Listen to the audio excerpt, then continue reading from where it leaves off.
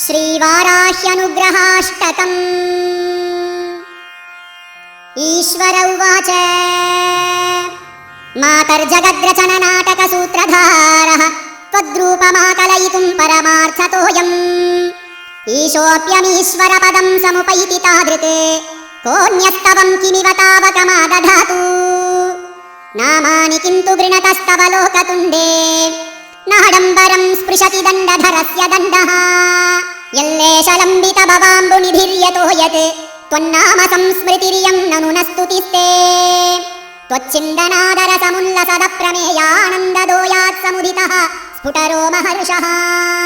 मातर्नमामि सुदिनानि सदेत्यमुं त्वाम् अभ्यर्थयेऽर्थमिति पूरयताद्दयालो। इन्द्रेन्दुमौलिविधिकेशवमौलिरत्न रोचिश्चयोज्ज्वलितपादसरोजयुग्मे चेतोमतौ मम सदा प्रतिबिम्बिता त्वं भूया भवानि विदधातु सदोरुहारे। लीलोद्धृतक्षितितलस्य वराहमूर्तेः वाराहमूर्तिरखिलार्थकरी त्वमेव।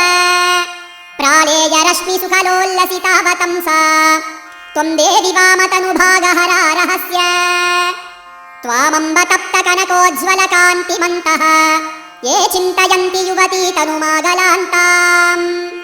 चक्रायुधत्रिनयनाम्बरपोतृवक्त्रां तेषां पदाम्बुजयुगं प्रणमन्ति देवाः। त्वत्सेवनस्खलितपापचयस्य महतः मोक्षोऽपि यत्र न सतां गणनामुपैति। देवासुरोरगनृपालनमस्य पादः तत्र श्रियः पटुगिरः कियदेवमस्तु। किं दुष्करं त्वयि मनोविषयं गतायां किं दुर्लभं त्वयि विधानवदर्चितायां। किं दुष्करं त्वयि सकृत्स्मृतिमागतायां किं दुर्जयं त्वयि कृतस्तुतिवादपुंसाम्। इति श्रीवाराह्यनुग्रहाष्टकं सम्पूर्णम्।